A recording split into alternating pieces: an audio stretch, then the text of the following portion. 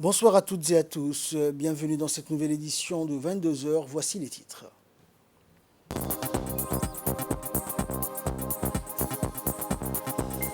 Réunion de dialogue sur le renforcement de la coopération entre l'IGAD et le Royaume d'Arabie Saoudite. Et un rapport de l'ONU accuse Israël d'être la cause principale du conflit avec les Palestiniens. Voilà pour les titres, bonsoir à tous. Nous entamons cette édition avec cette actualité régionale. En effet, Mogadiscio en plein préparatif pour l'investiture du président Hassan Sheikh Mahmoud. La cérémonie d'investiture du nouveau président somalien Hassan Sheikh Mahmoud va se dérouler demain à Mogadiscio, capitale de la République fédérale de la Somalie.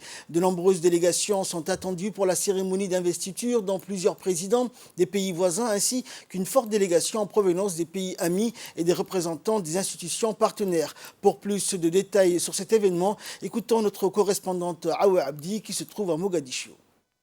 Demain va se tenir ici à Mogadiscio, capitale de la Somalie, la cérémonie d'investiture du 10e président. Il s'agit du président Hassan Sheikh Mahmoud. Une forte délégation djiboutienne composée des ministres et hauts responsables sont arrivés aujourd'hui à Mogadiscio pour assister à la cérémonie de l'investiture du président. Les mesures de sécurité ont été renforcées dans la capitale où les forces nationales de la sécurité somalienne sont déployées dans différents lieux dans la capitale.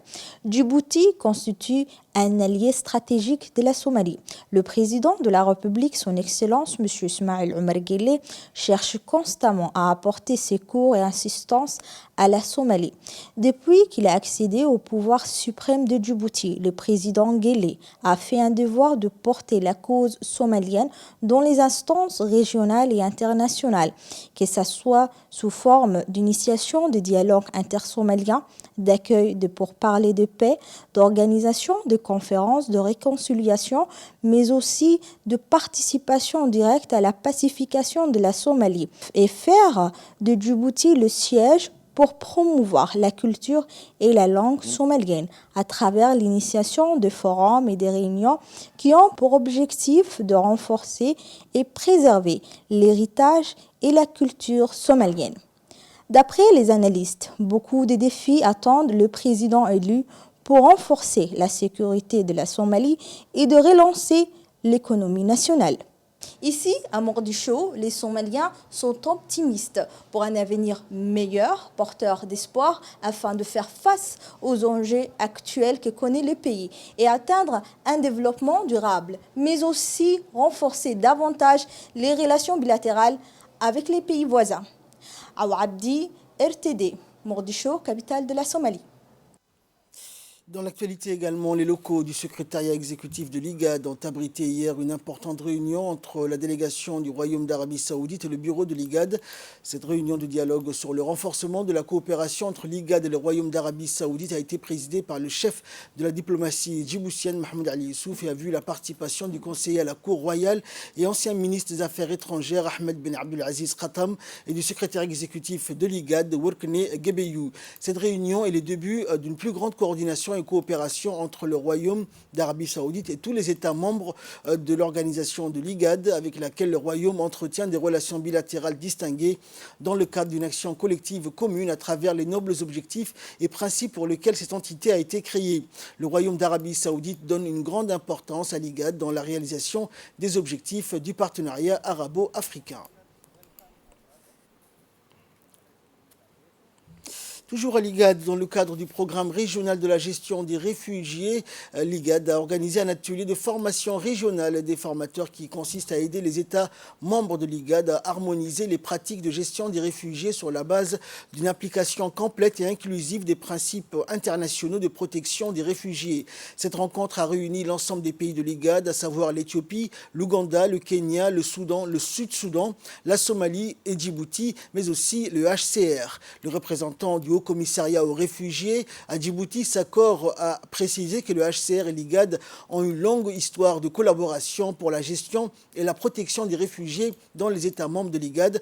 À cette occasion, il a félicité l'IGAD pour les réalisations exceptionnelles obtenues en développant plusieurs cadres pour lutter contre le déplacement. La déclaration de Nairobi en est un exemple qui a fourni donc le modèle d'une grande partie du travail qu'il effectue donc dans la région sur les réponses globales.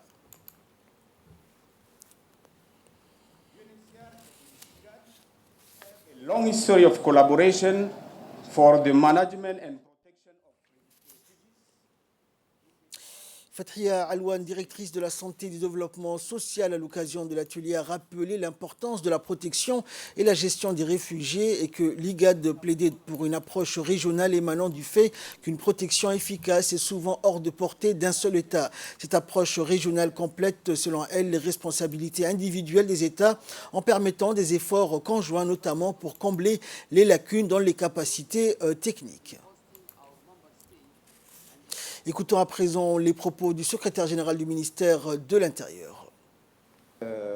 Comme mes prédécesseurs ont dit, c'est un thème très important. Le thème qui concerne les réfugiés est un thème véritablement important qui nous tient beaucoup à cœur à Djibouti. Comme vous le savez, Djibouti a une longue tradition d'accueil des réfugiés et ceci a commencé presque après son indépendance dans les années 77, plus exactement. Depuis, cet accueil de réfugiés n'a pas cessé.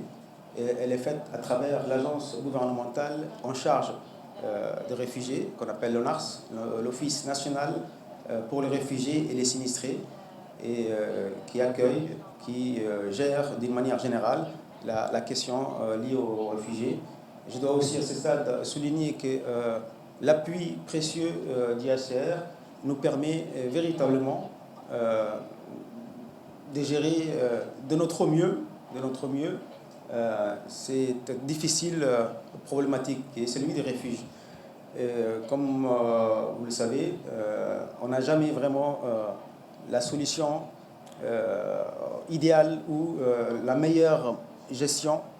C'est toute une question d'expérience, toute une question d'amélioration et d'accumulation d'expérience. C'est comme ça qu'on arrive à une gestion saine, équitable, qui respecte les droits humains, etc., en ce qui concerne cette population vulnérable que sont les réfugiés. Et je me réjouis et je félicite l'IGAD pour l'idée de cette thématique, mais aussi pour avoir organisé aussi cet atelier, cet important atelier de formation à Djibouti. Ce que j'attends, ce que nous on attend, ce que j'espère aussi, c'est que tous les pays membres de l'IGAD attendent de cet atelier de formation de 3 jours, c'est de repartir avec des choses concrètes en termes de gestion des réfugiés. Dans l'actualité nationale toujours, le ministre du Travail chargé de la formalisation et de la protection sociale, Omar Abdi Saïd, à la tête d'une délégation djiboutienne tripartite, prend part actuellement à la 110e session de la conférence internationale du travail qui a débuté ses travaux depuis le 30 mai dernier à Genève en Suisse. En marge de la session, le ministre du Travail s'est entretenu avec le nouveau directeur général de l'OIT, Gilbert Ongbo. Le ministre du Travail a rencontré le directeur général adjoint de l'OIT afin d'aborder des sujets d'intérêt commun relatifs au renforcement du tripartisme et la promotion du travail décent à Djibouti. Le ministre prendra part également aux travaux de la séance plénière de l'OIT et prononcera une allocution portant sur les réalisations en perspective pour aller vers une reprise économique centrée sur l'humain qui pourrait également renforcer les capacités de résilience face aux chocs futurs. Le ministère de la Jeunesse et de la Culture, en étroite collaboration avec l'UNFD et la mairie de la ville de Djibouti, a lancé le relais de nettoyage et sensibilisation des CDC. L'événement a vu la participation de la ministre de la Jeunesse et de la Culture, Dr Hibo Moumine, de la secrétaire générale de l'UNFD, du maire de la ville de Djibouti, des parlementaires et des présidents et élus des communes, des cadres du MJC et de la mairie, ainsi que plusieurs autres invités. La campagne de sensibilisation qui s'inscrit dans le cadre du programme Djibouti Zéro Déchet, initié par la mairie de la ville de Djibouti, sera relayée jusqu'au 24 juin à travers tous les CDC de la capitale. La torche du relais a été remise à la directrice des CDC, Ruqia Hassan, qui la remettra à tour de rôle aux responsables des CDC devant entreprendre des actions de sensibilisation avec les jeunes et les communautés riveraines.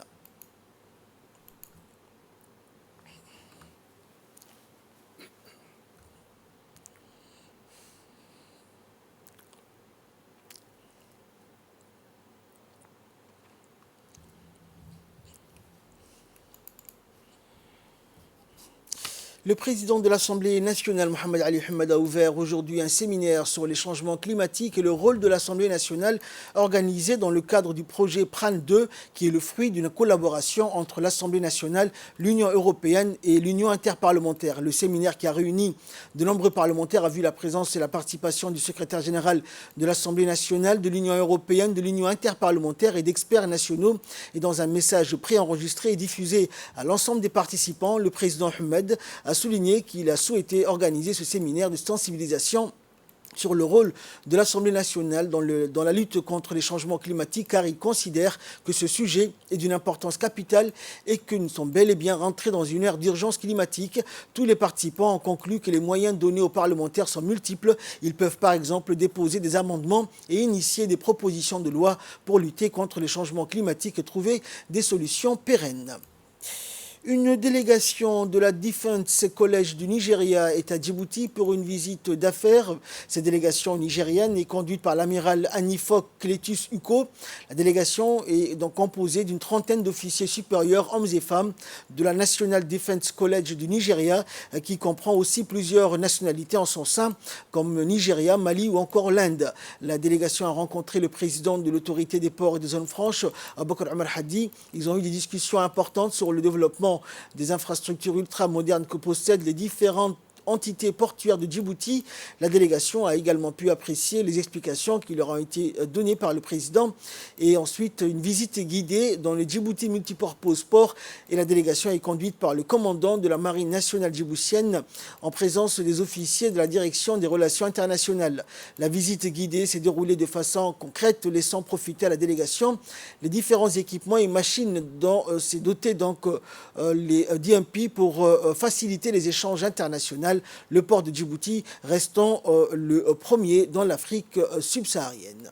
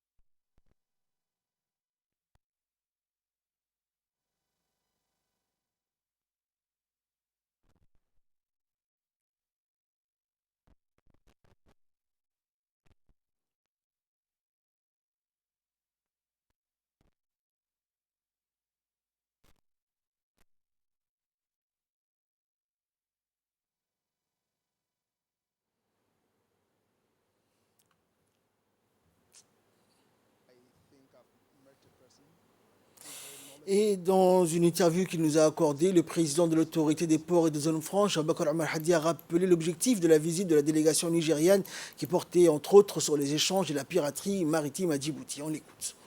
L'objectif de leur visite, c'était d'échanger sur les ports, la sécurité des ports, la piraterie qui sévit dans le Golfe of Guinée et qui a beaucoup baissé dans les pays de l'océan Indien et de la mer Rouge.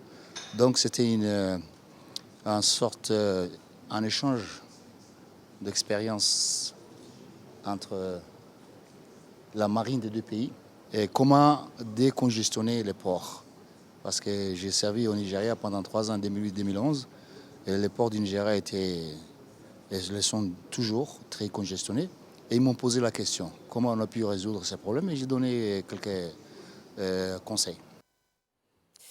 Santé à présent dans le cadre de l'amélioration des structures sanitaires et surtout dans l'optique de créer des systèmes de santé forts et équitables dans le pays en général et dans les régions de l'intérieur en particulier. Le secrétaire général du ministère de la Santé, Dr Salah Benoita, en présence du préfet de la région d'Arta, a remis des équipements, des médicaments et autres mobiliers médicaux au centre hospitalier médical de la région d'Arta.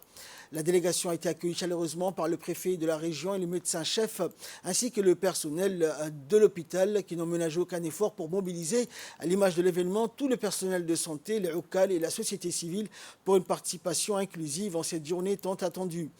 Donc la délégation s'est donné le plaisir de procéder à la remise des équipements ultra moderne, constitué de lits d'hospitalisation, de divers mobiliers médicaux et d'appareils d'imagerie médicale ou encore de dotations importantes de médicaments et autres produits pharmaceutiques, la région sanitaire d'Arta va pouvoir rehausser la qualité de ses infrastructures sanitaires pour une prise en charge optimale et de qualité dans son centre médico-hospitalier et ses postes de santé. L'objectif étant donc, selon le médecin-chef, de contribuer à la promotion de l'écosystème sanitaire régional.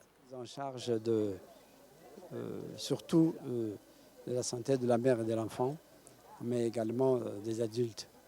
Nous profitons aujourd'hui du lancement des ateliers de symposium pour remettre ces équipements afin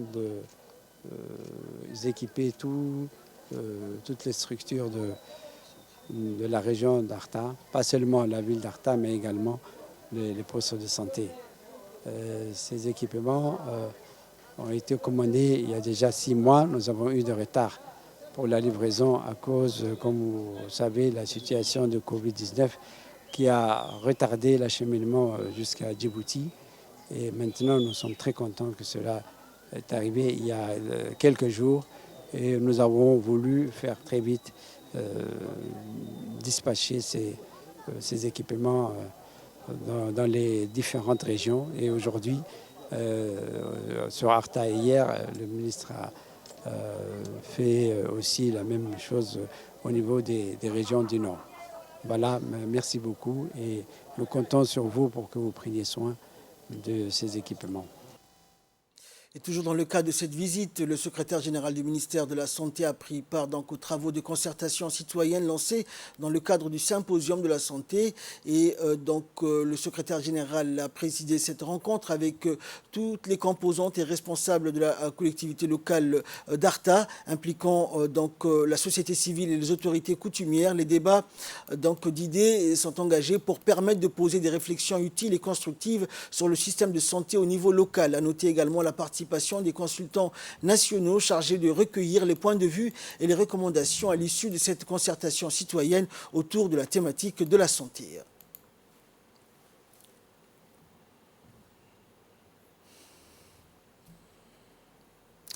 Le complexe de développement d'Ar-Rahma a organisé ce matin un événement dédié à récompenser les étudiants du lycée industriel, les étudiants distingués et créatifs dans les domaines scientifiques, artistiques et sportifs, en plus de l'ouverture de l'exposition de produits qui a été organisée par l'école industrielle sous le slogan Made in Djibouti. Cet événement s'inscrit dans le cadre des efforts inlassables entrepris par le complexe Ar-Rahma, qui est affilié à la société internationale Ar-Rahma, pour suivre le rythme des efforts du gouvernement dirigé par le chef de l'État dans différents domaines.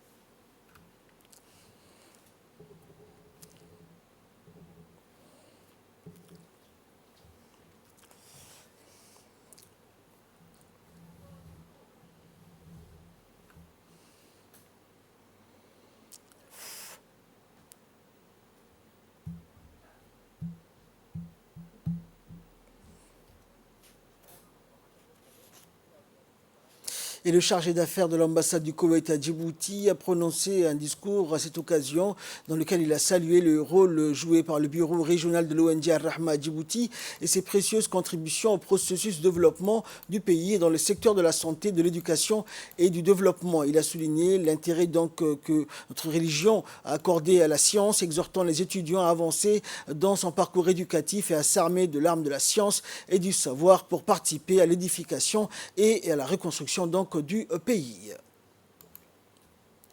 Et dans le cadre de cette occasion, l'exposition des produits organisée par l'école industrielle sous le slogan Made in Djibouti a été inaugurée par les responsables qui ont exprimé leur admiration pour les différents produits de l'école industrielle qui dispense des cours de qualification dans divers domaines professionnels permettant à ces diplômés de s'engager sur le marché du travail immédiatement après l'obtention de leur diplôme.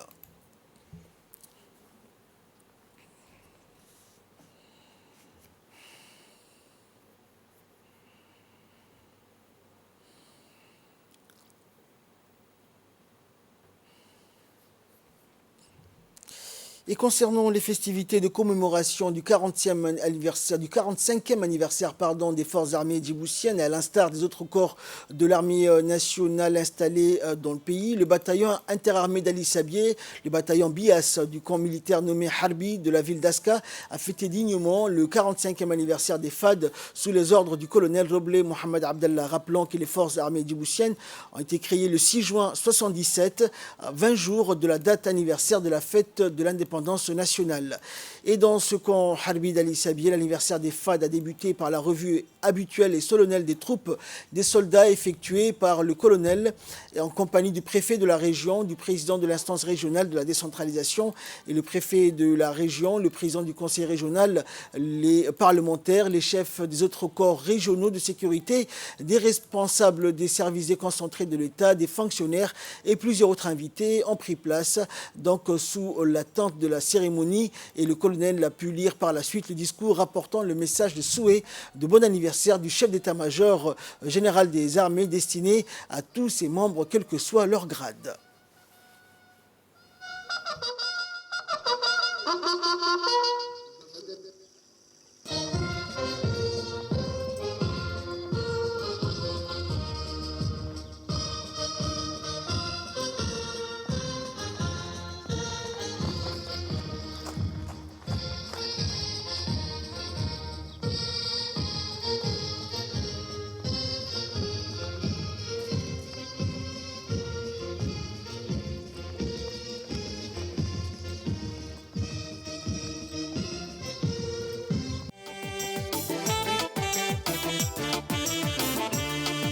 calankeena baygale bayanaanu aragni farxadara balaadha.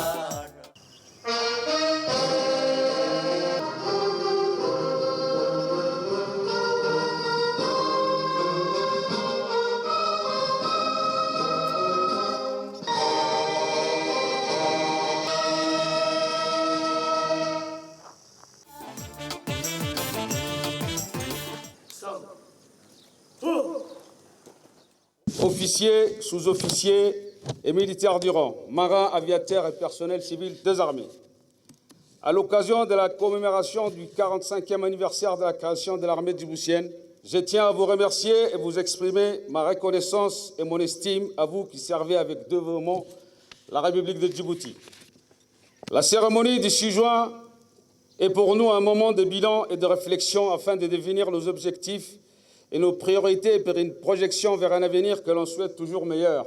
Nos forces de défense et de sécurité poursuivent les efforts qu'elles mènent au quotidien pour défendre l'intégrité du territoire et assurer la sécurité et la protection de nos concitoyens. Au cours de ces dernières années, des opérations de ratissage se sont succédées dans les régions de l'intérieur et au long de nos frontières. Alhamdulillah, malgré la rigueur du terrain et les moyens limités, ces missions ont été menées avec succès. C'est pourquoi j'adresse mes vives félicitations et mes remerciements aux régiments de FAD et aux unités de forces de sécurité du pays ayant pris part à ce travail remarquable.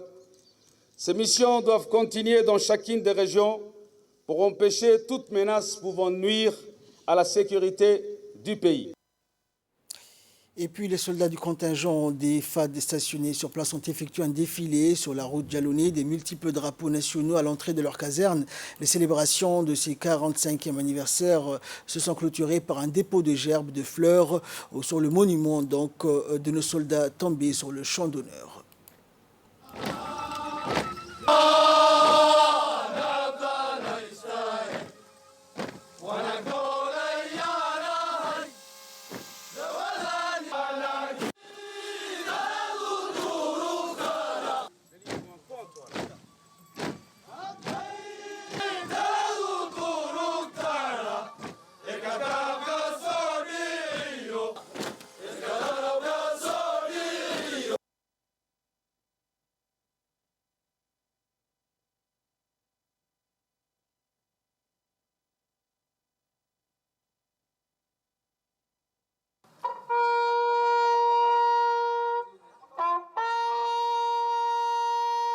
اللهم احفظ بلادنا بالسلام اللهم احفظ جنودنا يا رب العالمين صلى الله وسلم على سيدنا محمد الفاتحة.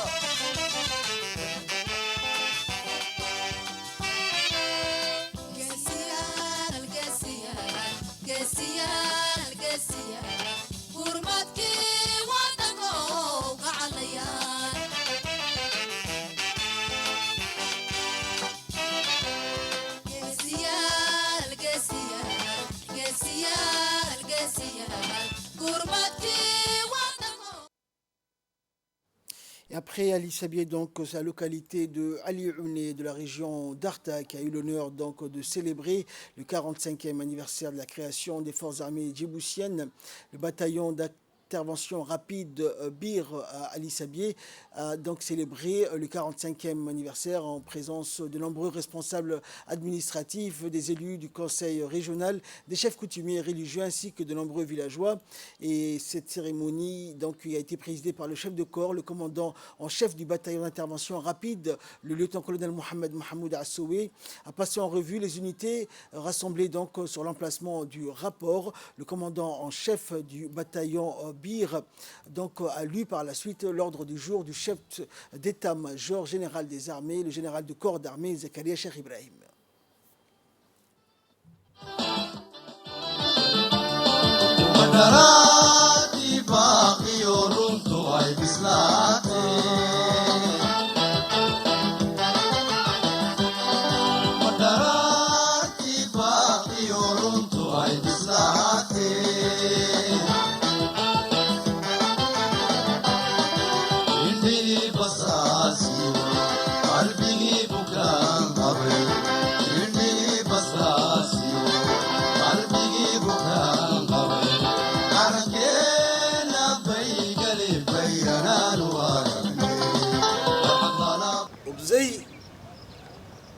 Bravo!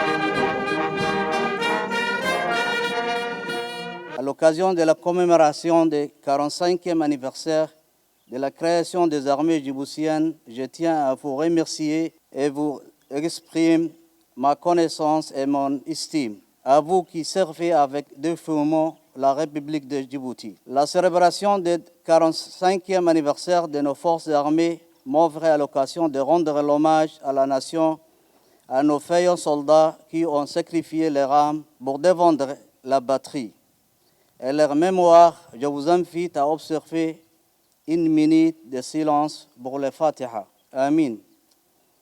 La cérémonie de 6 juin est pour nous un moment de bilan et de réflexion afin de définir nos objectifs et nos priorités pour une projection. Nos forces de défense et de sécurité poursuivent les efforts qu'ils mènent au quotidien pour défendre l'intégrité des territoires et assurer la sécurité et la protection de nos concitoyens. C'est grâce à notre unité nationale et à la cohésion de l'ensemble de nos forces que nous pouvons franchir les obstacles et atteindre notre objectif commun qui est de garantir l'unité du peuple djiboutien, préserver nos intérêts stratégiques et la souveraineté de notre nation.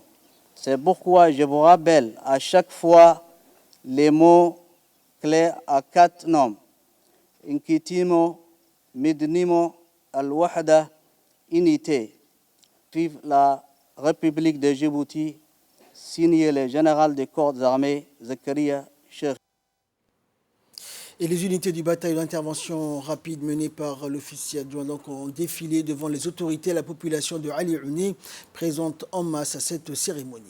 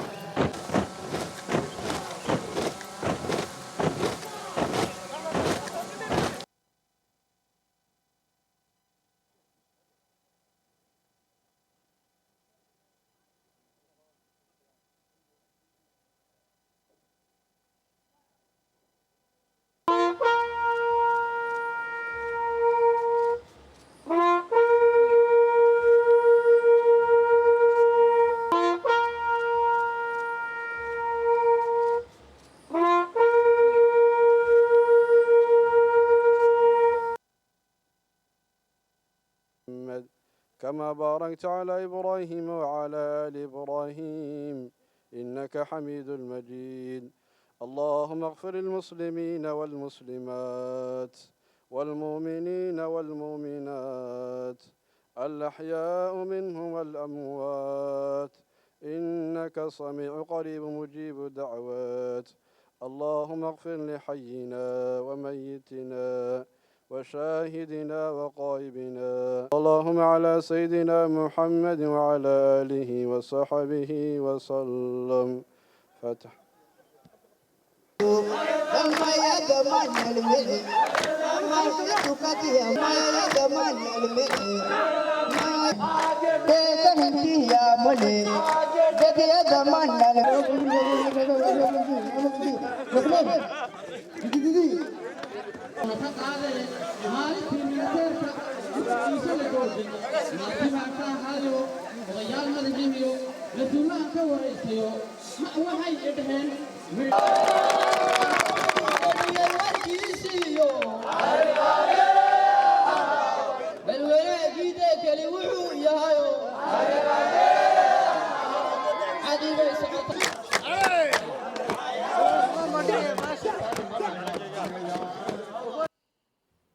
Et là, nous passons à l'actualité internationale. Un rapport de l'ONU accuse Israël d'être la cause principale du conflit avec les Palestiniens.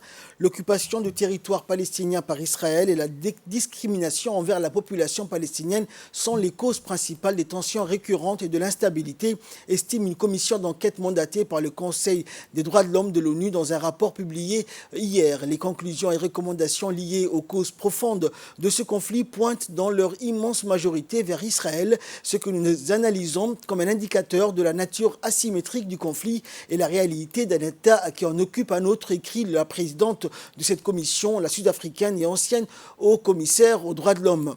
Mettre fin à l'occupation du territoire par Israël en pleine conformité avec les résolutions du Conseil de sécurité reste crucial pour mettre fin au cycle persistant de violence, peut-on lire dans ce premier rapport rédigé par cette commission.